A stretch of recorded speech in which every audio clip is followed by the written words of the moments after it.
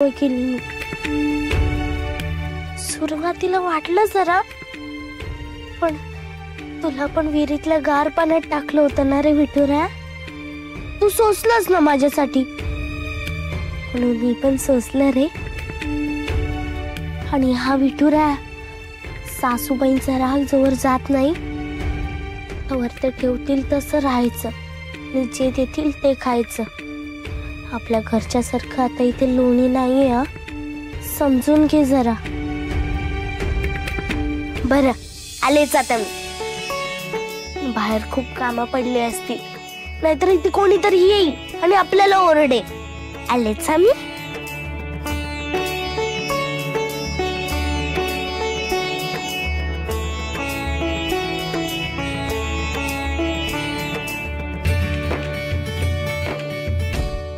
सखू अगं काय हे?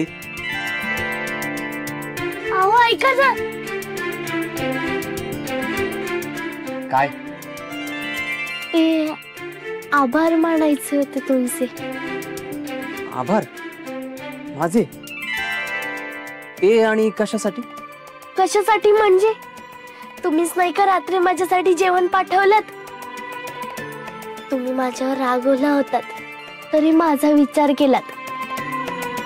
तुमचं ताट मला पाठवलं आणि त्यात मला पोटभर जेवण होतं, म्हणून तुमचे आभार नको का मानू मी? मी तुला जेवण पाठवलं कधी? म्हणजे तुम्हीच माझ्यासाठी ताटात जेवण ठेवलं होतं ना?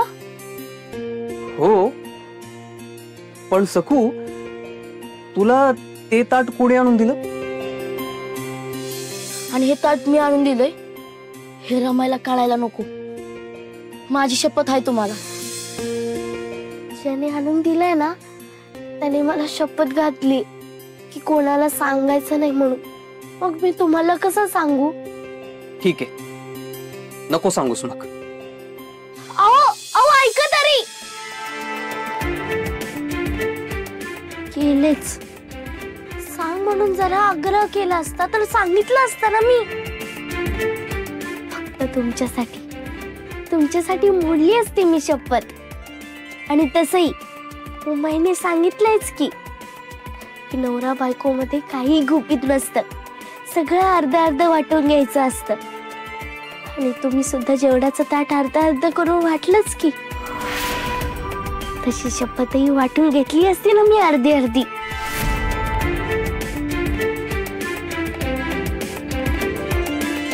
काय ग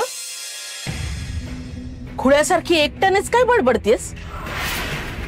खरंच बाई खुळेपणाचा कहरच आहेस तू, स्वतःशीच बोलतेस। स्वतःशी नाही काय आव्हानची बोलत होते, पण जाऊ दे नको सांगायला। अगं आता बोलशील का काही? चल ये। मला माहितीये मला आवडतं म्हणून माझ्या आईने न्याहारीला थालीपीठ आणि लोणी केलंय। अरे थालीपीठ कोणाला आवडत नाही, पण ते थालीपीठ आहे ना गरमा गरम खायचं असतं, मग मजा येते। छान तांबूस रंगाचं थालीपीठ म्हणजे न मागता मिळणार एक दान आहे। तुम्ही टाका डाव काय? म्हणजे थालीपीठ खायला सुरुवात करा। थांबा।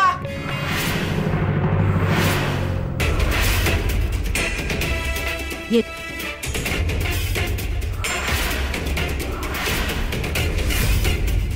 आपल्या घरातले नियम धाब्यावर बसवायलाच आली ही मुलगी। एक प्रश्न 100 वेळा विचारला पण त्याचं उत्तर दिलेलं नाही तिने। पण जोपर्यंत ही माझ्या प्रश्नाचं उत्तर देत नाही तोपर्यंत कुणीही न्याहारी करायची नाही।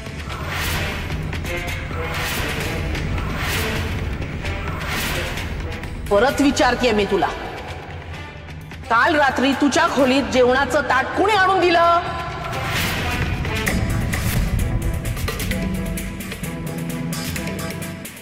मला उत्तर द्यायचंय पण कसं देऊ?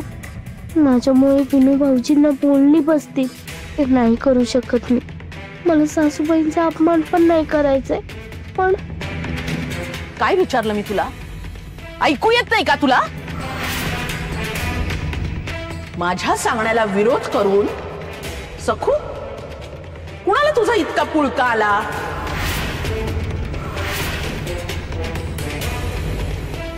कुणी तुझ्या खोलीत ताट नेऊन ठेवलं? कुणी?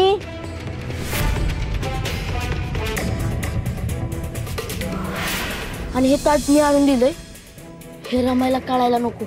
तिला कळालं तर शिक्षा होईल मला. नाही सांगणार? ठीक आहे, तुला बोलतं करण्याचे दुसरेही मार्ग आहेत माझ्याकडे.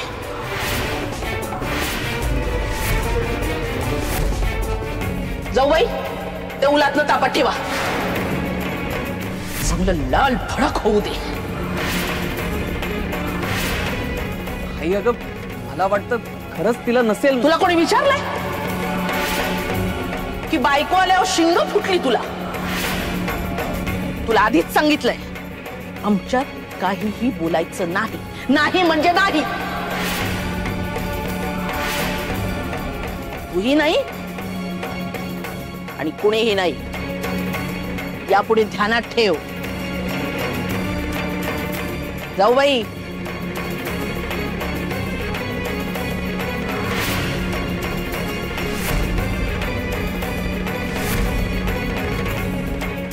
नाही सांगायचं ना तुला? थांब, तुझा हट्ट आणि तुझी मनमानी पूर्ती उतरवते मी. शेवटचं विचारते मी तुला. मला सांग, तुझ्या खोलीत जेवणाचं ताट कुणी आणलं?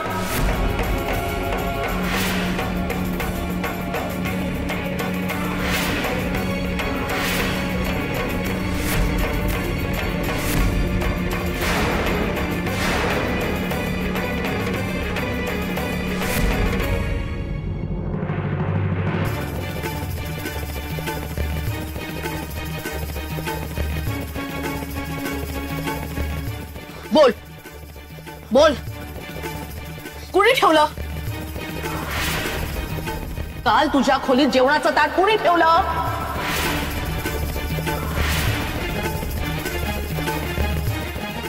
सकू वहिनी, माझं नाव सांगतील का? लाख नाही म्हणू दे, पण हे काम तिगूच आहे. बोल. दिसते ना हे तापलेलं उलटणं दिसतंय ना तुला? आता तरी उत्तर दे. बोल.